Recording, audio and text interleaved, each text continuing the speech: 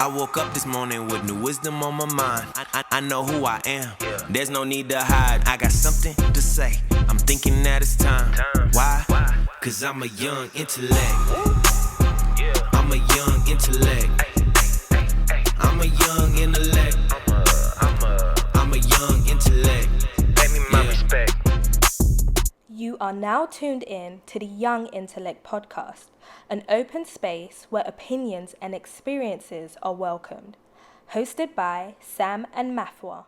Hello and welcome, Young Intellects. This is your co-host, Mafwa, welcoming you to our open space to teach, learn, laugh, and love. And I am your co-host, Sam, here to encourage you to explore different ways to view the world at large. All right. Episode 5. Cinco. So, oftentimes we look at the younger generation, dislike what we see, and blame them for how they turn out. However, the reality of the situation is that children are a product of their environment and those who raise them. So, if we look at our children and we don't like the results or what we see, that means that we must look within ourselves because we are their guidance and their teachers. So everything that can be found in a youth that we don't like, those traits can be found within ourselves because they didn't learn them from nowhere. So for this reason, we wanted to discuss the traits of toxic parents and how we can help ourselves as the next generation of teachers so that we can raise children who reflect the images that we want to see. But before we start discussing how parents can be toxic or how your parents is toxic sometimes, we wanted to try something new. So this week we're gonna have like a word of the day, and the lucky word that's been chosen is nefarious. Nefarious, what does that mean? Nefarious is an adjective, so it typically means somebody that's wicked or criminal or an act that's wicked or like evil. So like using nefarious in a sentence, for me, I would say like I usually like this word because I feel like it makes me feel smart. I'm like, this nefarious character, like it's just like evil character basically. That's what it means. Okay. So the nefarious witch of the West. That's what they should have used. Yeah, something like that. It's an adjective. Okay. Nefarious. I'm gonna use that word more throughout the week.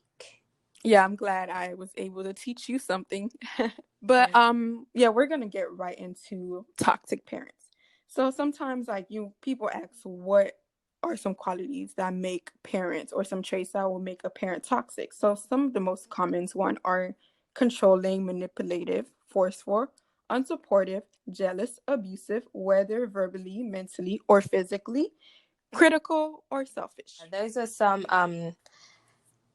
characteristics or traits of toxic parents, and we wanted to discuss some key ones that we wanted to go into. Did you want to go first?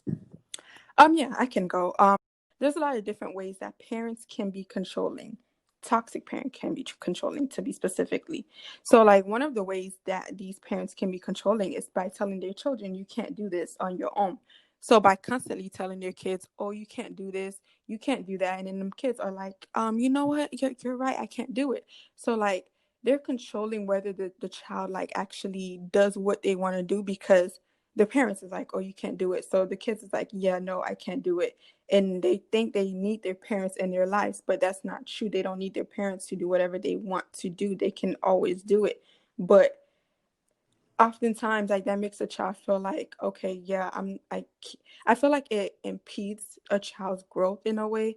It's like, okay, they're not ready to go out into the world and see what the world has to offer because their parents are telling them they can't live on their own, they can't do this on their own. So they like feel as if they aren't worthy enough, they can't do anything that they want to do.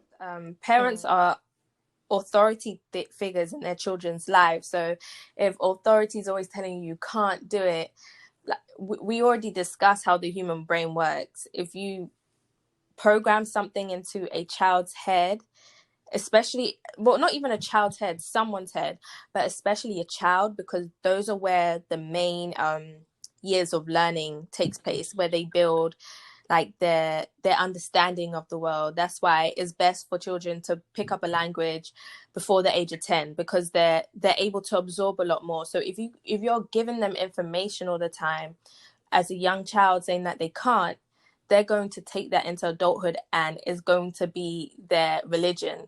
They're just going to believe that they can't because it's what you taught them, it's what they know, and it's just the science of being a human being. Yeah, And it's controlling because it's like you limiting your child in a way, like you're telling them they can't do it, so they're not gonna do it. And that's not the only way that these parents can be controlling as well. They can also be controlling by making their child responsible for their own happiness, telling them like, oh, we like the fact that you're doing this or you're pursuing this because it makes us happy. If you decide to do something else, like you'll break our heart. But I feel like it puts a lot of pressure on the child because it's like, okay, I'm making my parents sad. I'm making my parents unhappy. Like, dang, like I can't do what I want to do.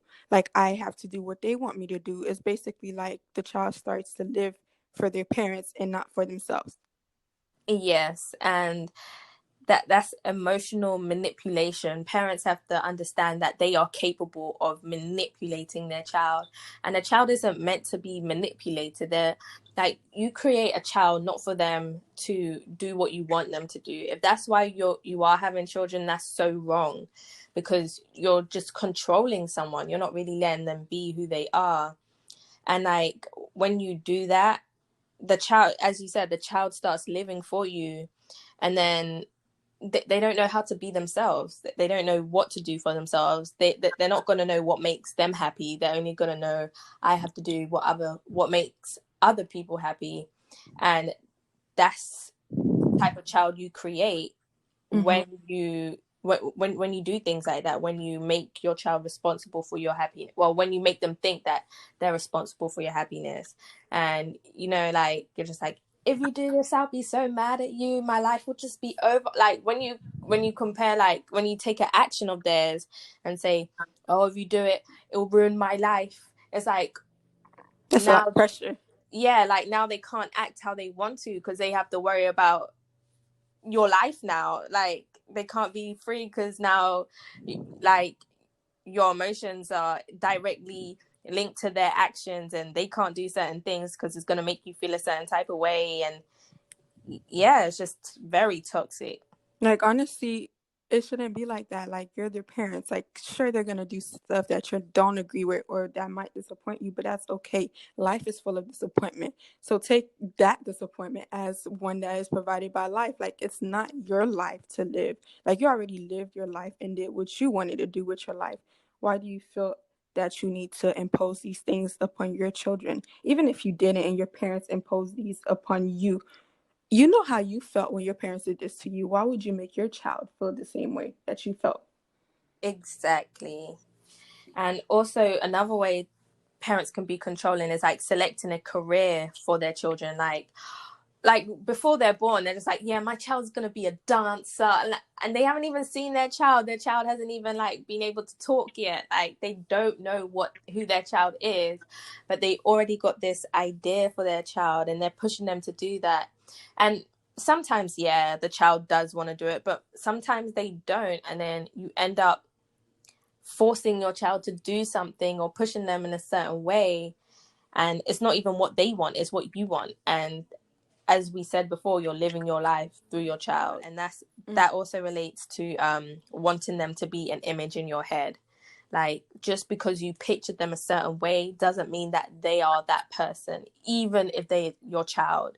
You have to be able to, as a parent, you shouldn't tell your child who they are. You have to be able to listen to your child and learn who they are. Like you as a parent, it's a learning process. It's not just learning how to raise a child, it's learning who your child is, not forcing them to be someone. It's learning who they are, because they are their own complete person who came into this world with a whole different personality. They have things that they like and they don't like. You can't tell them who they are. You have to let them tell you who they are. That is facts. And like oftentimes some parents will use fear to control their kids. They're like, oh, if you don't do this, I'm not gonna give you money. If you don't do what I want you to do, like you're disowned. It's like, dang, or like you getting kicked out the house. Dang, like why are you using our fears to like control us. Why are you doing this? That's honestly like extremely toxic. Like you want me to do what you want me to do, and you're using fear to stop me to do what I want to do.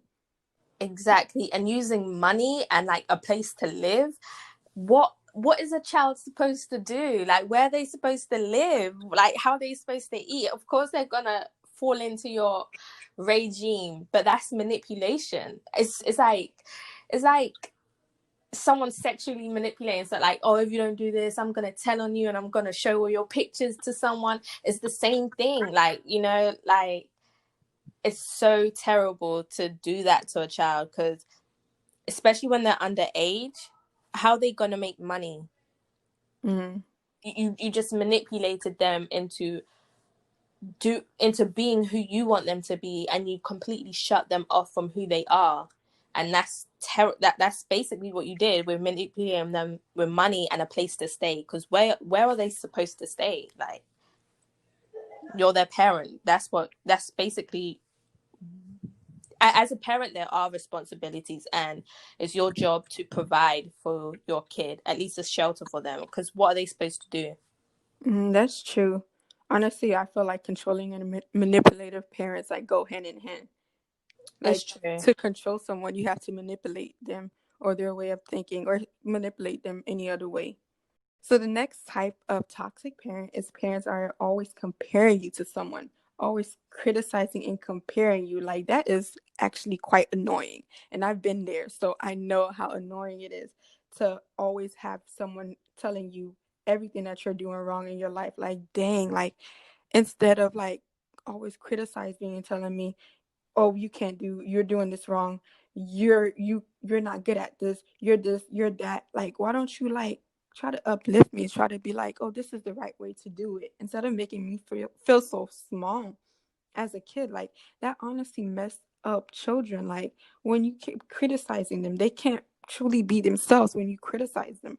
Like, dang, everything about me my parents don't like, everything I do they have something to say. And like when you're comparing them, it's like, I'm not that person that you're comparing me to. Like, I'm not my sister. I'm not my brother. I am not my cousin. I am me. So, like, why can't you see me for who I am? Why do you see me as these people? Like, would you like it if I compare you? Would you be, like, happy if I said, oh, why can't you be like so-and-so's parents? And that's totally true, because if you did that, they'll be like, I'm trying my best. I do this for you and you don't see it. And it's the same thing. Like, it's like they're not that person's parents, but they don't see that you aren't that person's child. You aren't your sister. You aren't your brother. Children are born with personalities, with traits that are specific to them. So you're not going to get one child to be the same as the other. So you better accept that. Like, parents don't accept their children for how they come. They want them to be who they want them to be. Mm-hmm. And you really just have to accept your child's personality, because that's them. And it also goes back to what I was saying. You have to let your child tell you who they are. You can't say, why aren't you like this? They're not like that because that's not who they are. Like, you have to look at them and be like, oh, they're loud. Just accept it. You can't always control people. It's not okay. And just because they're your kids doesn't give you a right to control them in that aspect. And like the whole comparing things, especially between siblings, that actually is very like detrimental to the relationships that the parents have with the kid and the siblings have with one another.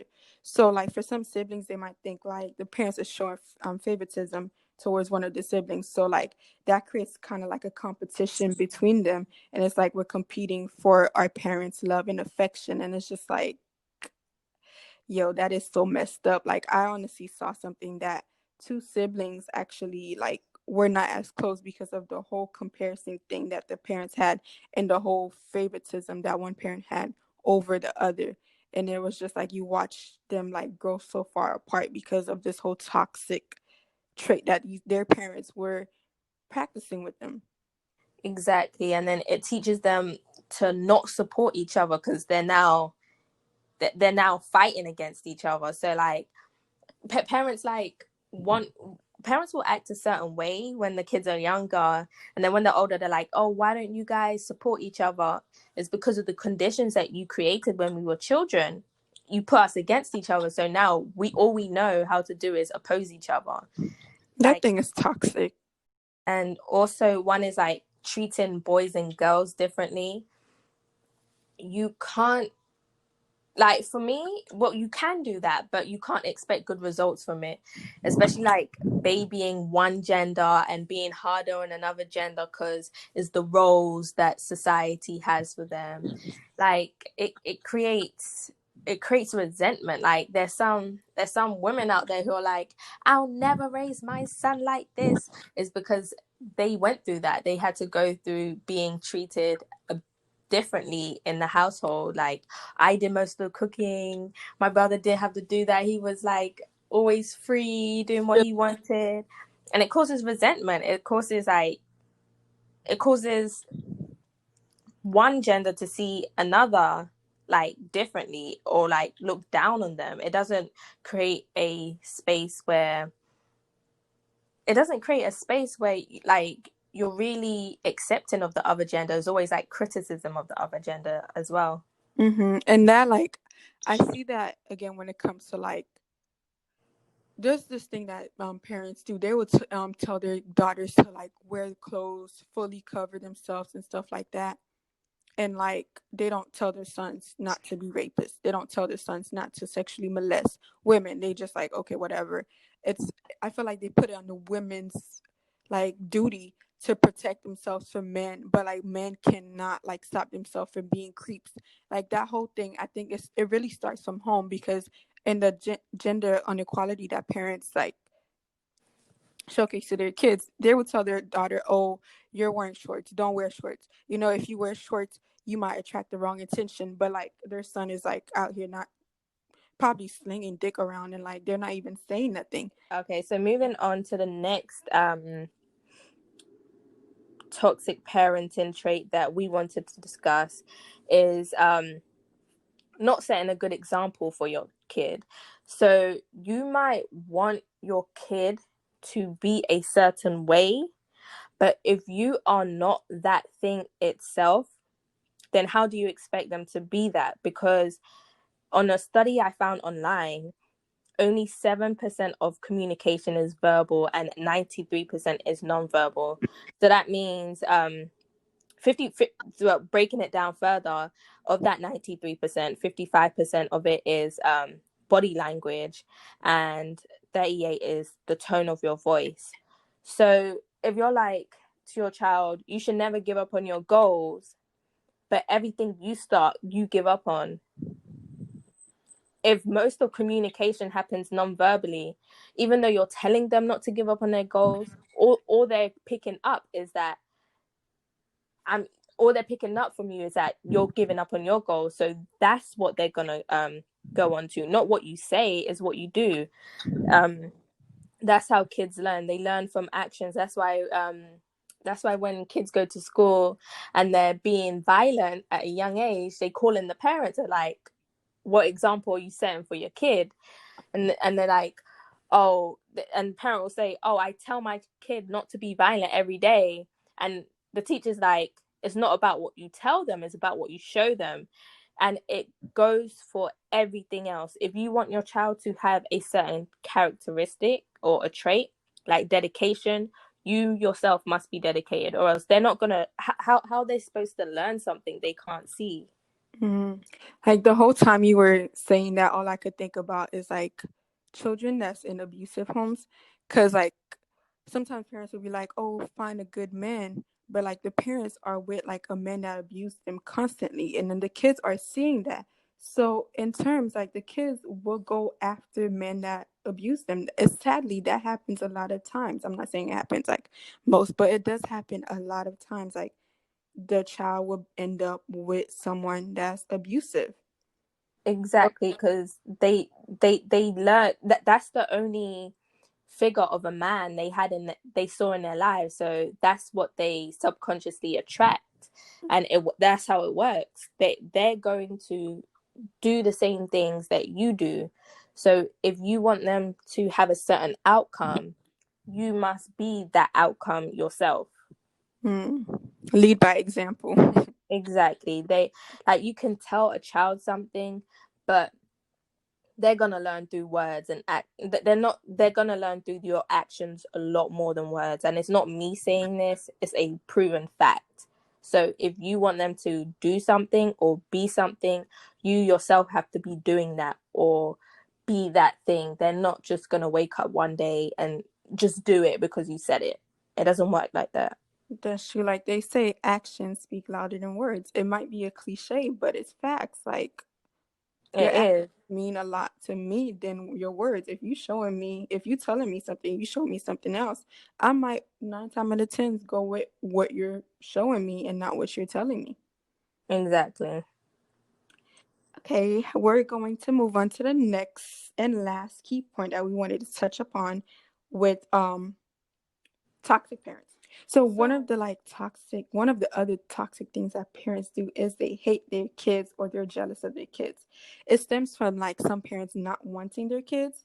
So it's like they hate the kid, but like why, like it's really not their kid's fault that they're alive. Like you're the one who had sex and who did use protection. That's why the kid is there. But like they hate the fact that the child is there, or sometimes they might hate the father of the kid. So in turn, the kid might remind them of that father. So they turn to the kid and put like all the anger, all the hate towards that kid that didn't even do nothing to them.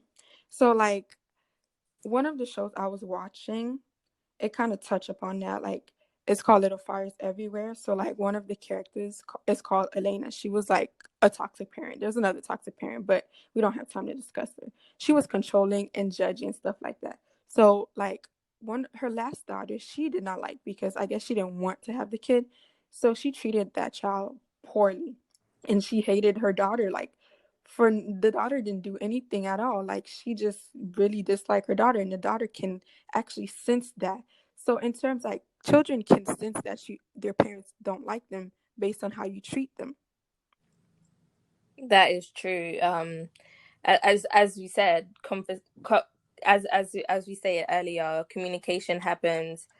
Most communication happens non-verbally, so they're gonna pick up on actions. They pick up on senses. They pick up on actions, and they can sense things. We don't just communicate verbally. We're able to sense people's emotions and other things. And as a parent, if you are feeling a certain type of way to your child, you shouldn't ignore it. You should deal with it because they can sense it and is going to come out in your actions too. If you don't like your child, it's going to come out in their action, in your actions, and they're going to be able to sense it, and it's going to create a wedge in you guys' relationship. Mm-hmm. And also, really with not wanting your kids is also something I wanted to get into, was not taking their talent seriously and looking at them like a nuisance. Like say they like dancing or singing and they're always dancing and singing, and you're just like, no, that's a waste of time. I don't have time to take you here. I have to do this, I have to do that. Putting your own wants above, you know, their self-expression, allowing them to be that's kind of toxic, because it's not like they're just a part of your life, you're also a part of their life. So you guys have to manage around who they are, not just, oh, they're in my life now, they have to come along with what I'm doing and be who I want them to be and do what I want them to do. You have to give something to your child so you can raise them. And sometimes that thing is time and, you know, just commitment to who they are. And also, like, you have to be able to have genuine conversations with your child, because most parents, they don't really talk to their kids. They're always just like telling their kids something, Yelling.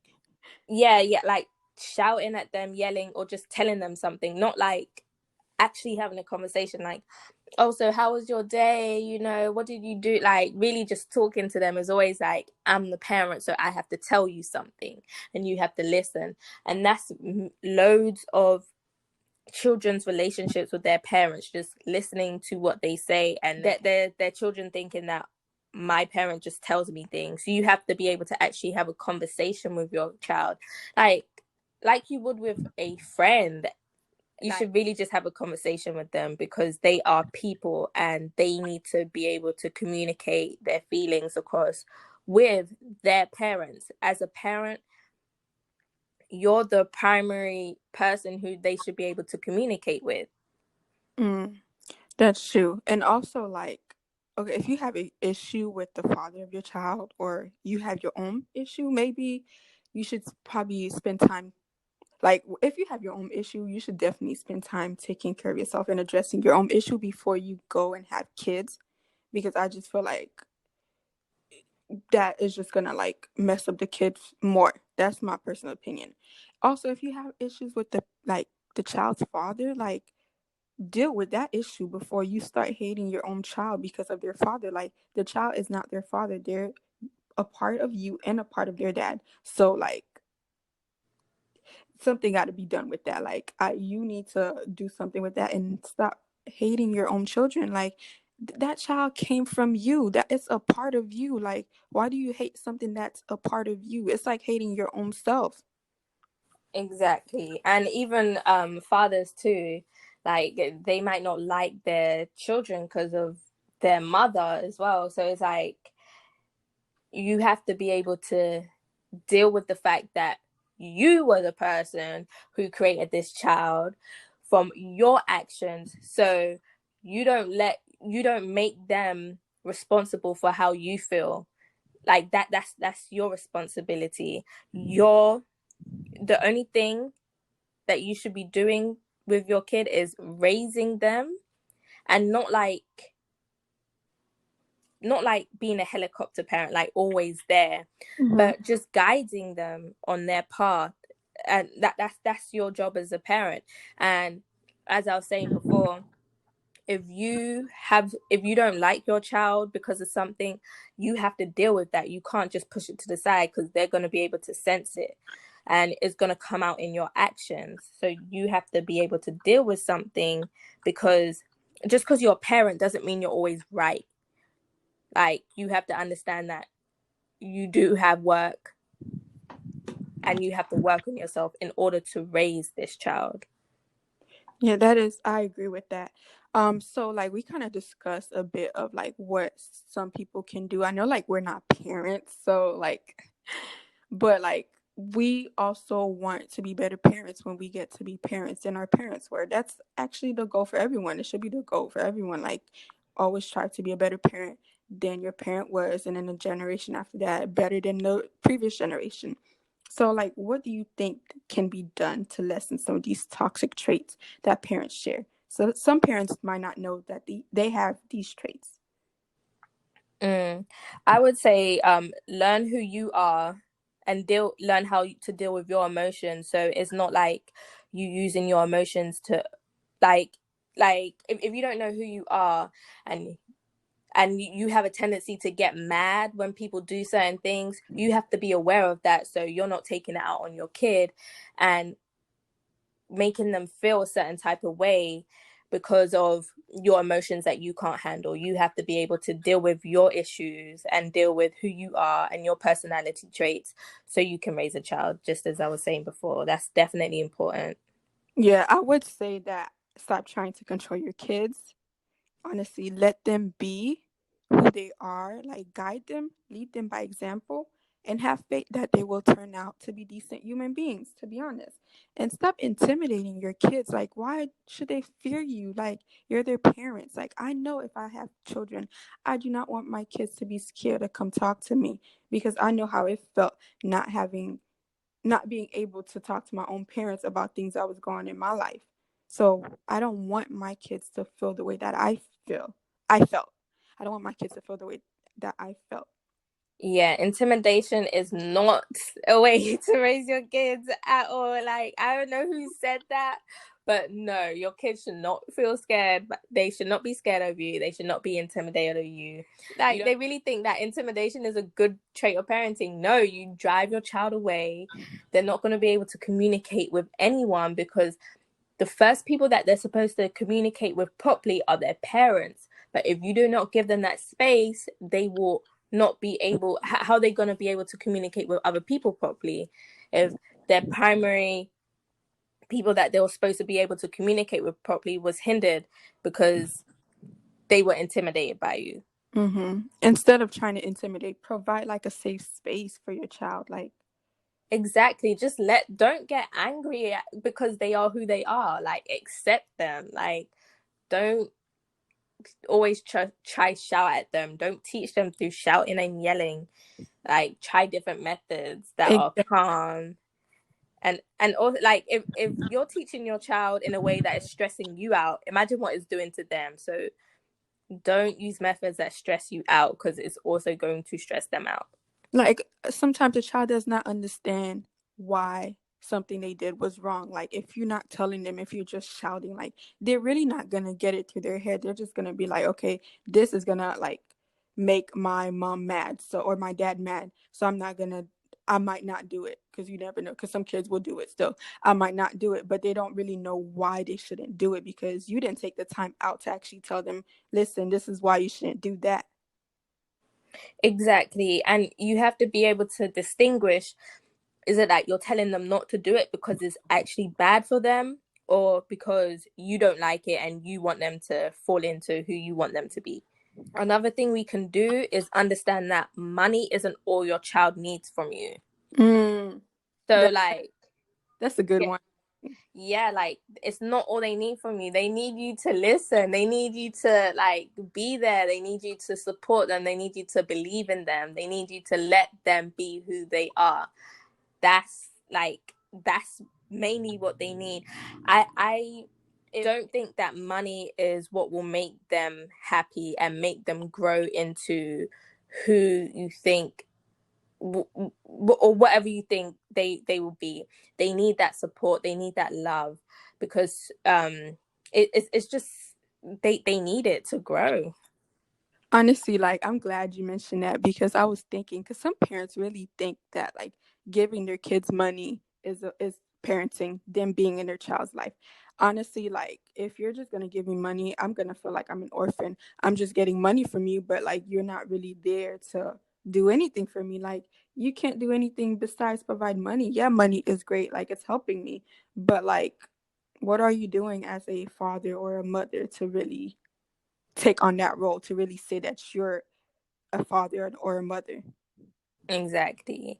And it's so sad how many parents haven't had real conversations with their kids. Like, parents want to wait for their kids to be 20 years old to have their first real conversation with their kid. It's like, you went 20 years without having a real conversation with me. How do you expect to get anything out of me now? Like, have conversations with your kids from a young age.